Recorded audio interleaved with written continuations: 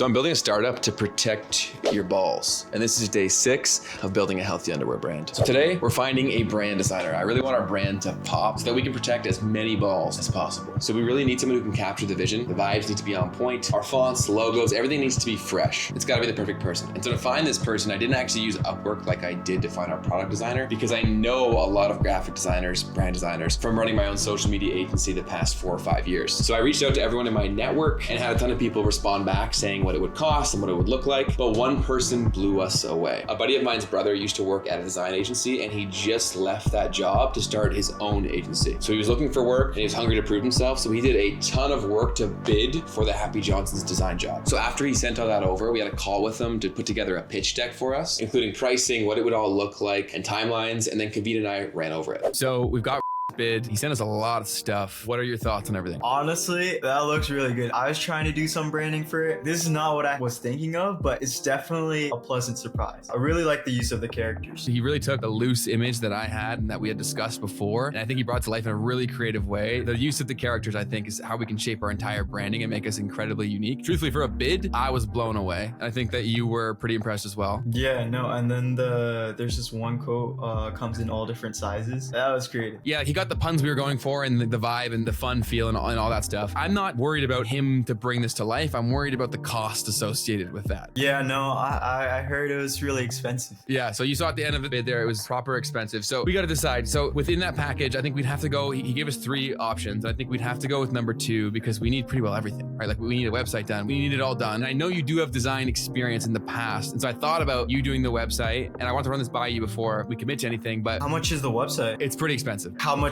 of the whole thing is it? It's like a pretty big chunk. I'd say it's probably like 30 to 40% of the whole thing. I mean, the initial part I was struggling with is the branding, but if I have the branding elements, I think I can bring the whole website to life. What do you think though? Yeah, man, I might be an idiot here. I might come to regret this, but when I saw him send everything in such like a uniform way, I really feel like we should just let him go and see what he can do when he has full free reign. I know it's super expensive. I wasn't expecting to pay even a fraction of this, but he blew me away with the bid. If you're cool with it, I'd like to just let him go. If it doesn't end up working, this one's on me. I mean, yeah, it's fine. I'm fine with it. I mean, if he's able to do all this stuff, I think he'll do great with the website and maybe even a better job. He comes from a branding agency anyway. It's probably going to be good. So if his work is better than his bid, then we're gonna be blown away. And that's where my head is right now. I wanna go back to him and say, we wanna go with option number 2, but we will be a little more selective with exactly what we're looking for. And then I'm gonna try to negotiate him down. Because I'm sure he's pricing based on the rates he's used to at a full-fledged agency, but he's just a solo creative now. So I'm sure I can get the price down. What are your thoughts? I think, yeah, honestly, he doesn't have all the organizational things that comes with the agency. So you'd probably accept a lower price, to be honest. And he's new to starting his business, so I think we can get him down. So that's what we'll do. We're cool on this. I'm gonna go back to him and say specifically what we want and the price point that we're cool with. And if he says yes, we roll with him. If not, we come back to the table,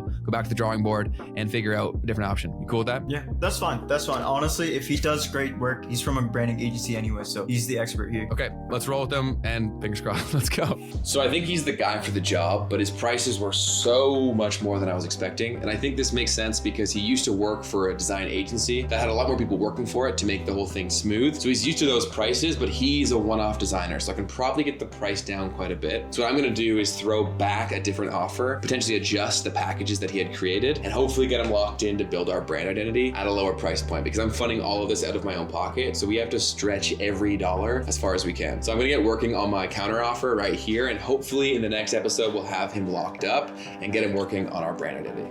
I'll see you tomorrow. Have a good one, okay? Thanks.